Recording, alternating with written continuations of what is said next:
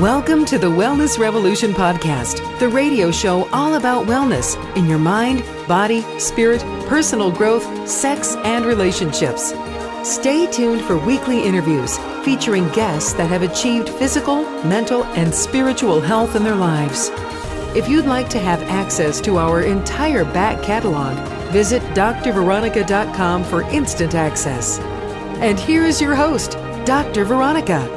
Hi, I'm Dr. Veronica. Welcome to another episode of Dr. Veronica's Wellness Revolution. I'm really excited today about the guests that I have. There's going to be a lot of people who connect with this story. So holistically, you understand that I'm a medical doctor and also a medical intuitive, and I work with people with holistic health coaching. So what's the issue that I get with a lot of people? I don't accept everybody. I pre-qualify. I want to make sure you're going to be successful when you enter the program to get your life together. So if there's something that's holding you back, that makes you not appropriate for my particular type of program, and there are a lot of doctors who do functional wellness who can help you. Usually it's those people who have addictions. And one of the hardest addictions that I've found to deal with is food addiction. So people never think they're addicted to food.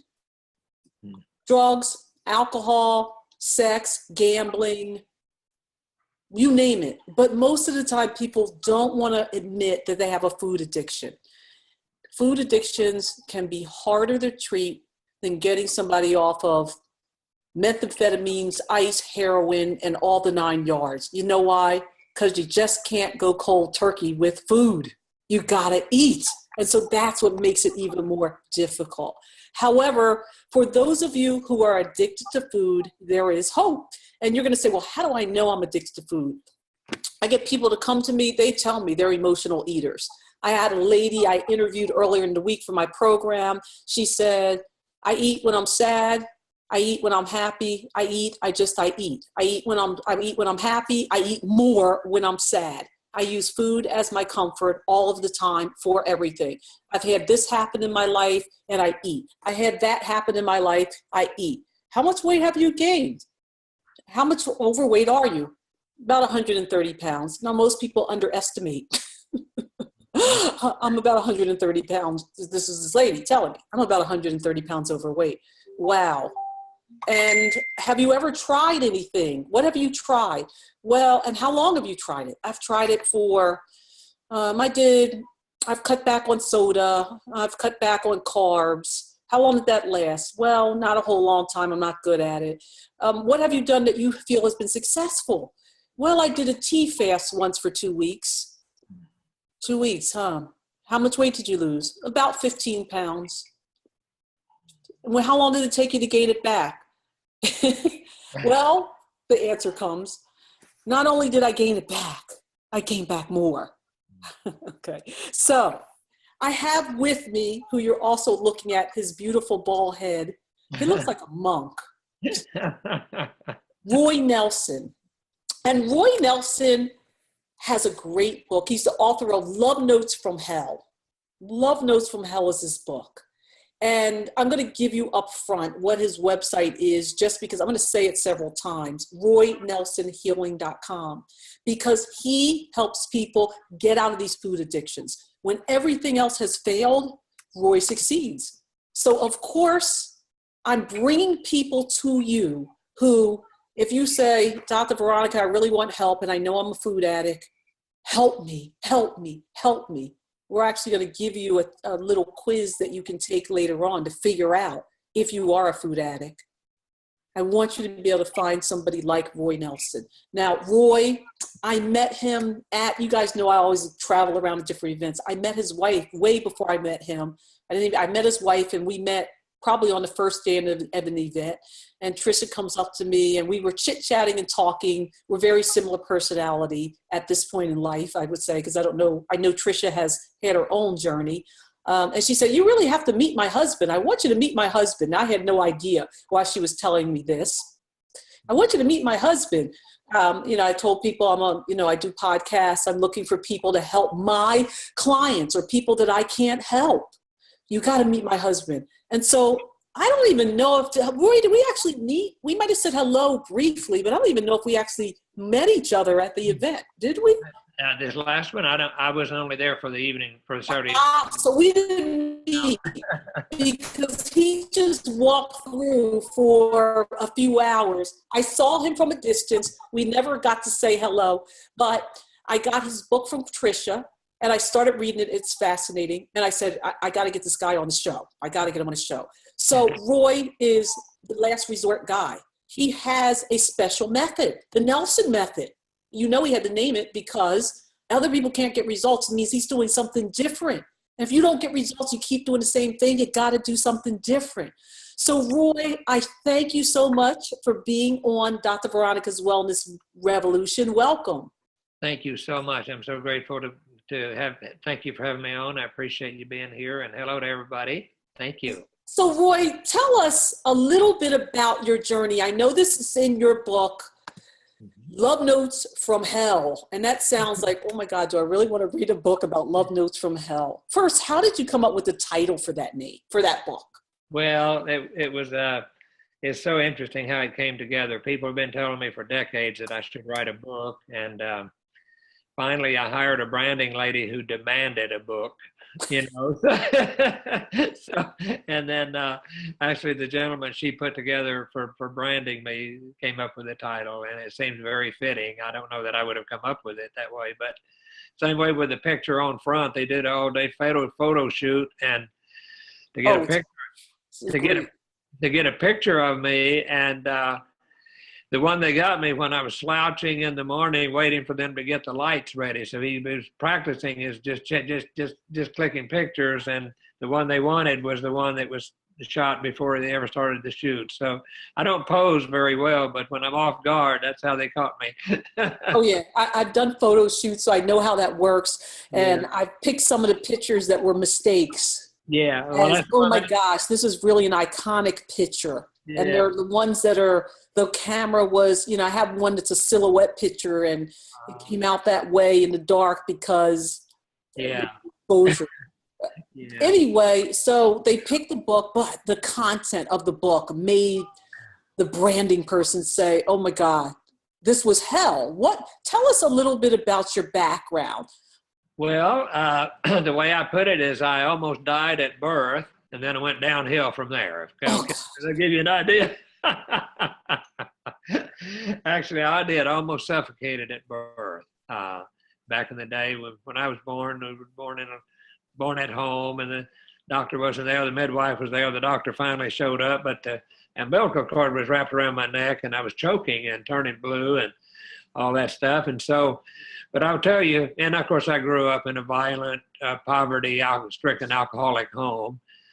And in a violent place where I lived and growing up, my whole childhood I was in constant fear of physical harm. Mm-hmm. And consequently, I've been afraid my entire life, and so that's the hell, the fear. That's really living in fear is hell. Mm-hmm. And so, of course, the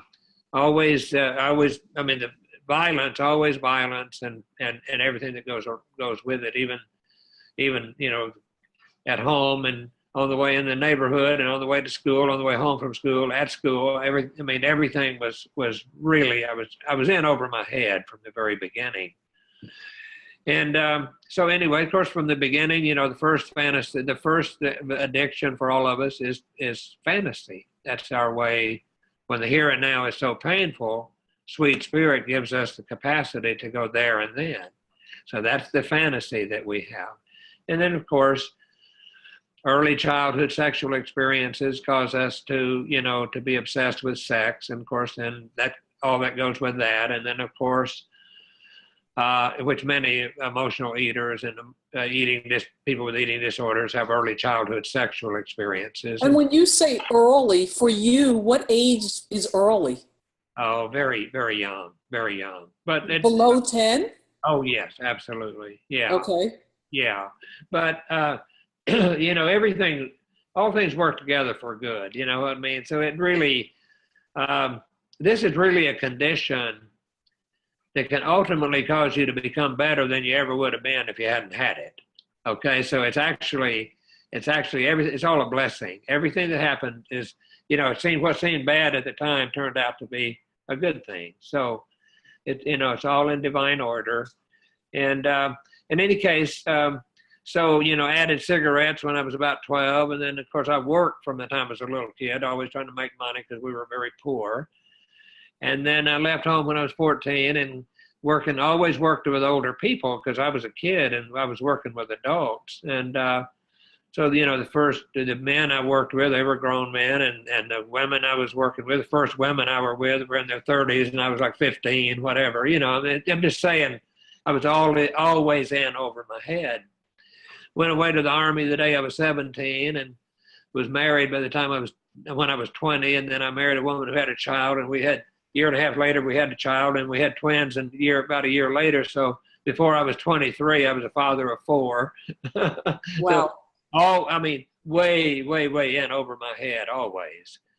And I was trying, you know, I was a sergeant in the Army, which, you know, I wasn't emotionally equipped for any of it because I'd been medicating my emotions from the beginning, although a lot of times we do a good job when we're shut down emotionally because we get the job done. Mm-hmm. But ultimately, so I got out of the Army when I was 24 years old, and of course I had a family and I had no money, and then it was about making money. Well, the first year was tough, but then after that I found something I could do that paid very well, and so then it was about acquiring stuff, you know, big house at the country club section and new luxury cars and one thing and another. So by the time I was 28 years old, I was making rounds of psychiatrists for panic attacks and phobias and all that stuff. So it's all a process. It's all a process. I did the doctor rounds for about 4.5 years, and I finally turned to the spiritual when nothing else worked. And I would have done anything to keep from having to go on a spiritual basis because I had so much religious insanity in my childhood, which goes along with all that other stuff that goes with it. So that was that was the nightmare, you know. So anyway, so I hit bottom when I was 32, and I was morbidly obese and completely dependent on alcohol. I had a bag of pills, didn't like pills. There was a time I used to hire a doctor or a registered nurse to travel with me so they could give me IVs of Valium or sodium pentothal if the terror got too bad. Drove big cars, smoked cigarettes, chased fast women. You know, I mean, basically I was a relief-seeking missile, if you get the picture. And ultimately, you know, I spent my life running from pain and chasing pleasure. Okay. The pain I created in the process of trying to run from the pain turned out to be more painful than the pain I was running from. Are you talking your pain as in all the addictive behaviors that you had accumulated over the years, or was there another type of pain? No, see, every addiction is a symptom. Addictions are symptoms. They're not the problem. People think they are, and that's why, you know, alcoholics think alcohol is their problem, food addicts think food's their problem, and sex addicts think sex is their problem. But it's not. It's not. Every addiction has 3 components. It's a painkiller, it's a form of escape, it's a form of punishment. Okay. As long as I have the pain inside, so I was a very sensitive, terrified person, and I buried a lot of pain. And the thing is, when you bury it that way, you bury it alive, and it's in there festering. And then that you have to have the painkiller. You have to, as long as I had the pain, I would have to have a painkiller. And there's many, many different things that we use to try to cope with that pain. As long as I had the fear of my feelings, I would always be running. I would always be looking for escape. And as long as I had the guilt and the remorse and the self-hatred, I would always require punishment. So what I'm about is helping people feel safe enough to deal with their pain, deal with their fear, deal with their guilt and the remorse and self-hatred, so that they don't need the painkiller, they don't need escape, they don't need punishment. Okay, so I want to back up a little bit because you said something really very interesting that could be challenging for people to swallow. You said, you talked about religious insanity, religiosity. Talk a little bit about that, because a lot of people are hyper religious, and if you say anything what they consider negative against religion or anything in that realm, they'll say, oh no, you're horrible, you're talking against God. Sure. Well, I'm not, so talk about that religious insanity. I can tell you I understand what you mean by it, but other people who are on particular religious pathways, that may not sit well with them. well, that's fine. The important thing to understand is that God is love. And when we abide in love, we abide in God, and God in us. Everything that isn't love isn't God. Okay, I agree with that. So what happened in your childhood specifically that you say religious insanity that was problematic, that was not God is love, and that you see in people who are addicts? Well, the important thing to understand is it's not what we believe intellectually that matters. As the famous carpenter had to say, it's as we believe in our heart. As a man thinks in his heart, so is he. There shall he go. So the important thing to understand is that most of what's driving people is in their subconscious mind. And first off, I personally believe I brought baggage with me from previous lives, but if that's too crazy, too scary for people, that's okay. You can table that. No worries about it. Throw that out the window. I think we all agree that from conception, we're gathering data. We have no filter, no discerning capability, and nobody intentionally poisoned me with faulty data, but if that's the data they had, that's the only thing they could give me. And the other thing is a lot of things that we took on into our master computer, the subconscious mind, a lot of beliefs and ideas that we took on weren't actually said. They were implied, or with the impression we got, was that what they meant? You know what I mean? It has nothing to do with, with whatever anybody did to us. I mean, we can go through life pointing the finger at somebody else, but we're never going to get better that way. But the important thing to understand is we're gathering data, and we have a lot of faulty data going into our master computer. And based on that data, we formulate our core beliefs. That is, our ideas about God, about ourselves, about other people, about everything, about our lives. Based on our core beliefs, we formulate our philosophy for living. That is our way of navigating our way through this hostile world we perceive ourselves to be in. Mm-hmm. Based on the faulty philosophy, based on faulty beliefs, faulty data, we formulate a life. We build a life that requires us to use something to cope with it. And that's what addictions are, is coping mechanisms. The addiction isn't the problem. The addiction is what I use to try to cope with the problem. The problem is the tornado going on inside, right? And so I call it religious insanity. And the other thing is that most of the people who have eating disorders are terrified of their sexuality. And I call it religious insanity manifested as sexual insanity. And so what does that look like? So for people who are saying, is this me? What does that look like from the outside? Or how do you know that that's you? Religious insanity with sexual insanity going on too? Well, it's one and the same, because the primary thing that the religion teaches is that your sexuality is bad. And how far from the truth could that be? Essentially, what it's saying is, take your second strongest God-given instinct, right? First instinct is for survival.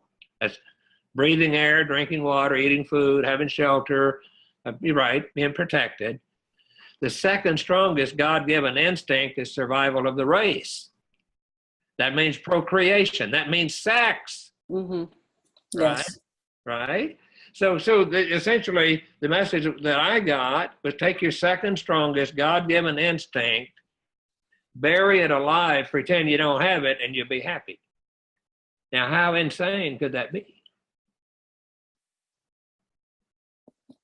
I'm agreeing with you. How insane could that be? I've seen all these issues Of course to the you point have. where I've walked away from religion because I refuse to be part of organizations that tell me that I'm bad. Absolutely. See, that's the whole on my own and wouldn't accept it. No, I'm not a sinner. No, I'm not.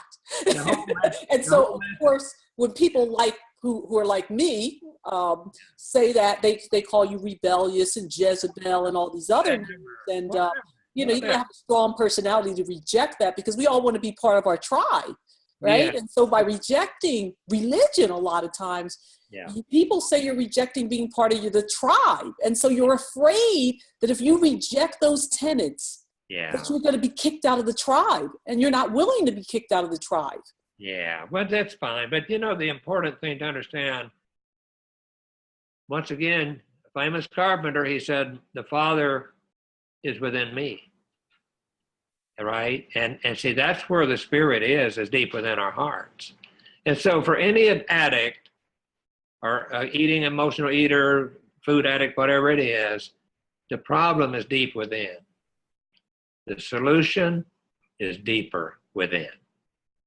Okay, sweet spirit deep within you. The essence of you and your, in other words, not you particularly, Dr. Veronica, but all of us, of course, but I'm talking to your crew, your people out there. The essence of all of us is spirit. And what I'm about is helping people feel safe enough to face the things within themselves that are blocking them from the sweet spirit that's deep within them that can heal them. I don't heal anybody. I don't think any human being heals anybody. That's correct. What we can do is help them to align themselves with the sweet spirit within themselves that does the healing. Mm-hmm. So it's just really, I'm really along for the ride. I'm about helping people feel safe enough to go within. And that's what happens when people come to me. And I have people come from all over the world. It's amazing how they find me. But, of course, with everything that goes on. But the last one recently, a dear lady friend, doctor friend of mine, featured my book on her book club, and some lady in Abu Dhabi read it and came in to see me. So, I mean, it's a beautiful how it works. And nowadays, I hope this podcast reaches people. The purpose of doing this is, ultimately, yes, I'm a healthcare practitioner. I'm an intuitive. I come across a lot of people who I know that their issue is very, very, very. Now, all illnesses and injuries have a root cause that's emotional and spiritual. All of them, every single one. You don't just get something. No. And so it's interesting because I will talk about this. I talk about my intuitive abilities. People say, oh, well, we can't deal with you because we don't believe in that. We want to make sure we don't want to talk about that. We don't believe in that. And I'm like, okay, that's somebody I can't work with because they don't understand what holistic really means, that they're mind, body, spirit. That means that we have to work on all those levels. If you're not willing to open up and work on that level, that's out of my core genius area. Right. That's why I'm bringing you on and other people like you who have strategies to work particularly on that. But those people who haven't realized that their illnesses and injuries are their biggest soul challenges. They're soul challenges to your soul. You're here to learn something. Absolutely. They're not going to heal. They're not going to heal from it. So your book shows like this, somebody's going to listen to this and watch this, and it's going to resonate with them, and they're going to be happy that a doctor said, listen, you don't get your spiritual self together. You don't get your spiritual self together. Ain't no medicine, no food, no nutrition plan, no supplement, no hormone testing, no adrenal this, no thyroid that is going to help you. Okay. Right. The weight or whatever it is. That's so true. And, the thing is, my experience is everything on the outside is there to help me to refine on the inside. because, and that's why I believe that's why we're here on this level of existence, because I mean, this is not the real us. I mean, we're temporarily human, but we're essentially spirit. But we have opportunities for refining here, for growth and development here that we wouldn't have on a purely ethereal level. Doggy wants to come in. We're listening. Hi. People enjoy seeing that on the film, so that's why I let them make an appearance. Absolutely. So. But one thing I will say, it's oftentimes easier to help somebody who thinks they don't believe in God than it is to try to help somebody who thinks they do. Interesting. So why explain that more? Well, because oftentimes people who believe they believe in God have a lot of pride around their beliefs. And that pride can keep them from, in other words, when you think you know everything, then you can't learn. And really, in my experience, is this whole process is about unlearning. And I have people who come to me who are very religious. In fact, one woman in particular, her videos on my website. Now, I want to make sure people understand, I don't broadcast who I work with, but some of the people who I've worked with want to be part of my outreach, and they volunteered to do video on my website. So please understand, I'm not going to plaster your name out there if you work with me. But yeah, one woman's very religious. Actually, many people are very religious. But, the thing is, I always just say to people, look at the pudding, check the pudding. Because the proof is always in the pudding. Bottom line, how's it working? And the other thing is, too, Dr. Veronica, I think you understand, and I know you hear what I'm saying here. The only thing any of us have to do is ask, how am I living? What am I believing? What am I doing? What am I doing? How's, what's it costing me? In other words, how's that working for you? Well, what's it getting me? What's it costing me? And is that okay? That's right, because we all pay a price. Everybody on this earth pays a price for how they live. We get certain perceived benefits, we pay a certain price. You live in Bucks County, you get some benefits, pay a price. Live in Manhattan, you get some benefits, pay a price. Everybody in between pays a price, right? And who's to say for somebody else if that price is okay? Each person has to ask themselves, is that okay? Right? So, and there's no wrong answer. That sounds like you reap what you sow. Absolutely. Absolutely. And there's no wrong answer. Because the nature of evolution is evolve, we must. And there's no time limit on eternity. Right? The universe loves us so much, it'll allow us to hurt as long as we need to hurt. It's true. Right? It's true. We all keep banging our heads on the wall in certain areas until we get it right. Yeah, there's no, and again, it's just, I was morbidly obese for a number of years, and I deluded myself that it was okay. But what started me toward having to do something about it was panic attacks and all this stuff. When you bury your emotion, It's like when you bury anything, it's like a volcano. The more you press it down, the more it wants to explode. And that's what eventually happens. Not everybody gets to that place. Many people who are morbidly obese settle into what Thoreau called the lives of quiet desperation. They just settle in, and that's and that's fine. There's no wrong answer. That's probably what I would have done if I hadn't had the panic attacks and the crippling, depression and phobias and anxiety and all the stuff that went with it. But some people have it so buried, their feelings are so buried that they don't have those things. There's no wrong answer. Each person has to decide for themselves, because there's a price for getting better. I mean, you have to go through hell to get to heaven, right? You know. Yes. So I believe that we live in the dichotomies. So you have to know down to know up. You have to know black to know white. You have to know good to know bad. You see? So you have to have both experience for comparison purposes, because that's just the way the human mind works. Absolutely. And that's why I would never try to convince anybody that working with me is the thing to do. I would, there's an opportunity here for total freedom. My experience is people come to me usually when the first or second day, all their addictions fall away. And if they're overweight, they start losing weight effortlessly, and which is my only hope, because see, I don't have the power to resist temptation. If I want to eat it, I don't have the power not to eat it. But see, my only hope is sweet spirit will remove my desire for those things that aren't good for me, and for amounts of things that aren't good for me, because in and of myself, I don't have that power. So that's my only spirit, but my only hope. But see, that's what I'm talking about, is helping people start to experience that sweet spirit. I mean, people come here, they're hating their mama. They come here, they get here for a few days, they start loving their mama. You know what I mean? Because they got all this stuff inside.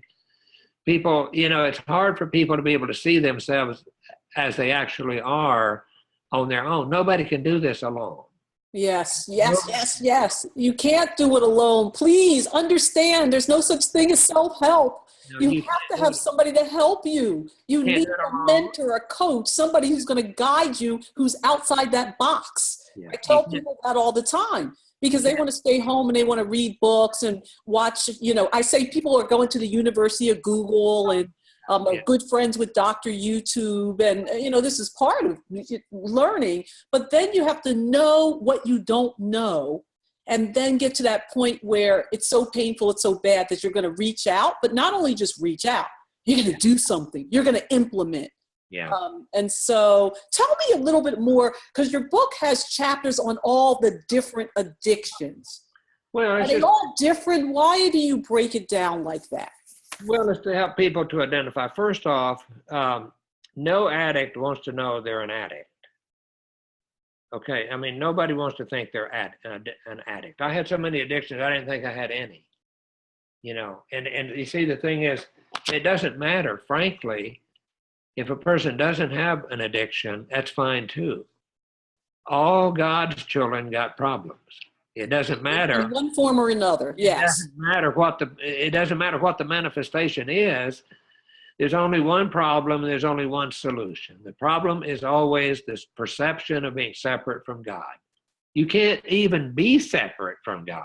No, because God and you are one. But if you perceive yourself to be separate, you think you are, you act like you are, you feel like you are, for all intents and purposes you are, even though you aren't. There's one problem, there's one solution. The one solution is the conscious contact, the sweet spirit deep within. And that's what I'm about, helping people contact. And that's the only thing that can heal them. That's the only thing that can remove the obsession, the compulsion to overeat or to hurt themselves with anything.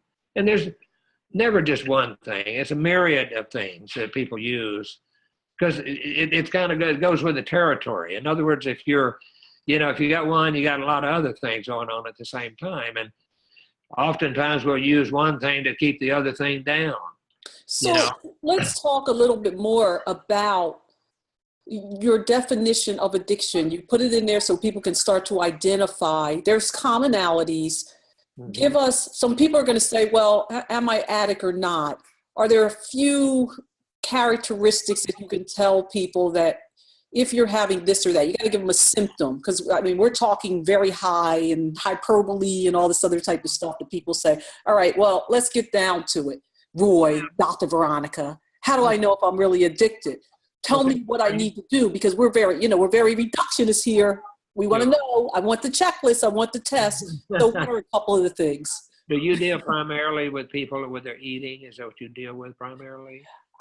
People come to me a lot of times because they're concerned about their weight. They're concerned about, but it doesn't, sometimes they'll come because they're concerned about, let's say, belly fat. But a lot of times it'll be, my thyroid's bothering me. My digestion's bothering me. I'm concerned that my hormones are out of balance. Right. Well, first off, we have doctors, and certainly you including you, of course, that we refer to people to for their hormones or their thyroid or their adrenals. I mean, I don't practice medicine as such.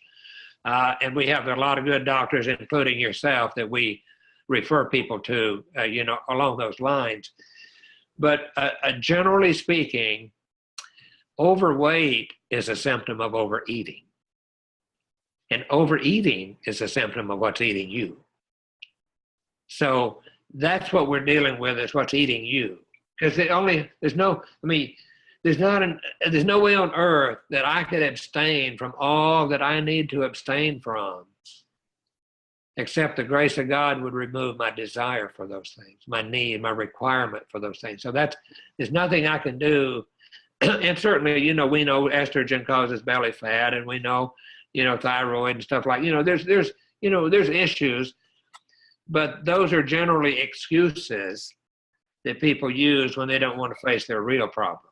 And I have thyroid. I take thyroid medication, and I take stuff for my adrenals. You know what I mean? So I'm not saying that those things aren't real. I take things for my neurotransmitters.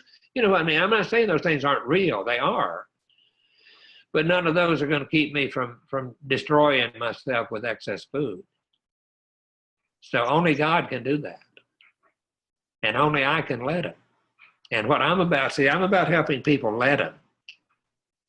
Because only God can do it. And only that person can let God do it for them. Mm-hmm. And I'm helping them get themselves out of the way so that a sweet spirit, and I say God, I'm not talking about the bearded man in the sky with a clipboard. I'm talking about the sweet spirit deep within. Yes. Deep within. That's where we have to go, deep within. So now you said in a couple days, usually people start changing. I know you have a 28-day program. People say, if I can get it in 2 days, yeah, that's it. Why 28 days? That's precisely why we do the 28-day program, because you see, the thing is, people often think overeating is their problem. And so when they come to me and in a day or two they stop overeating, they think they're cured. And you and I know that's not true. No. That's that's not true, because we have to deal with the underlying causes that caused us to have to overeat in the first place.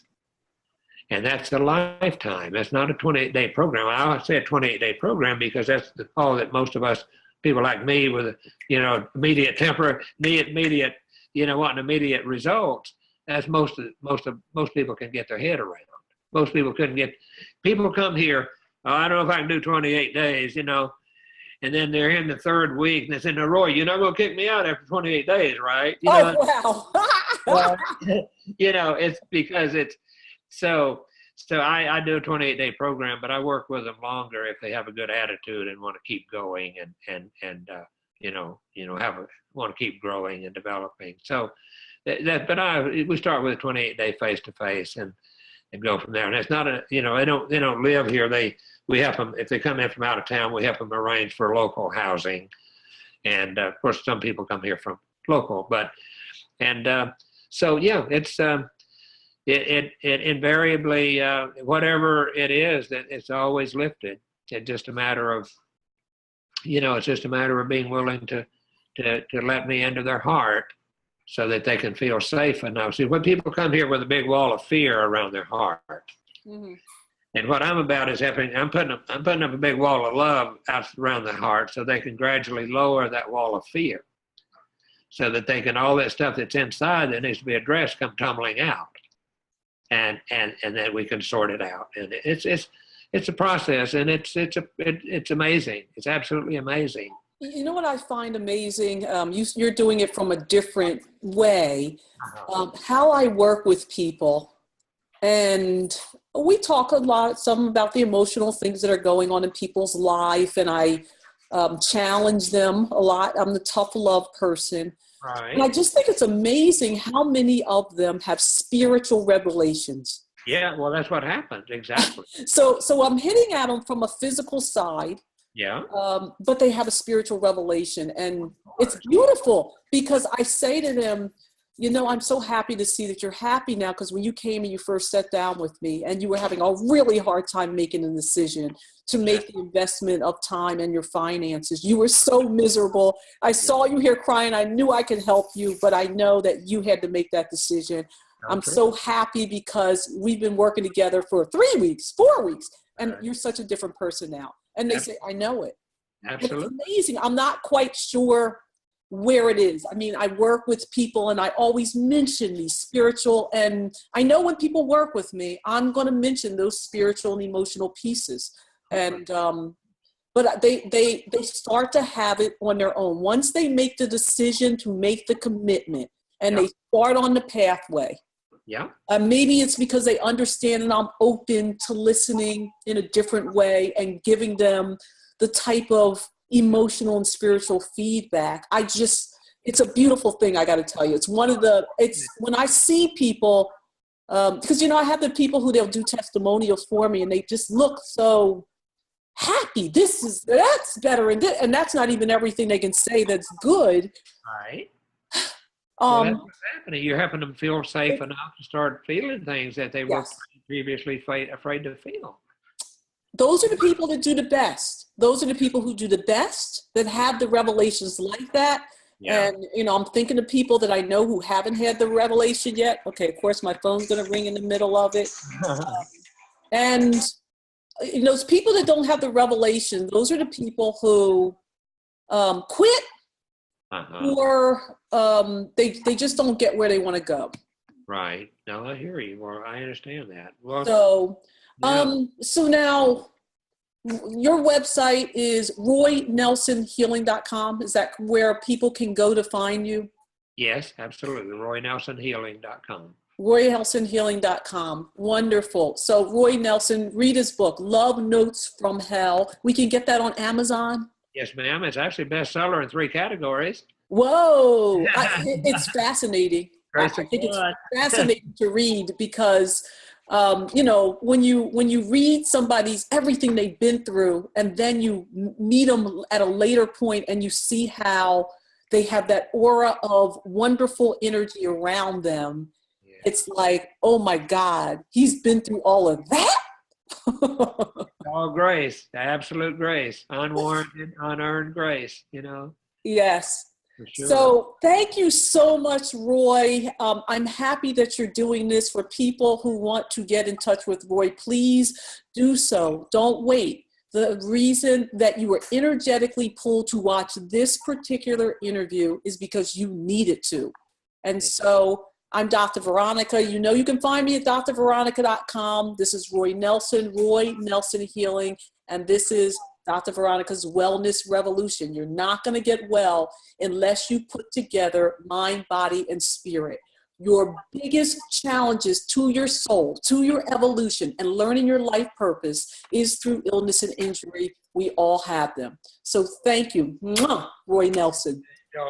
Thank you. I appreciate you. Hey everyone, I want to really thank you so much for listening to my new podcast, Dr. Veronica's Wellness Revolution. I really enjoy helping others regain their health. So if this episode helped you, it can definitely help others.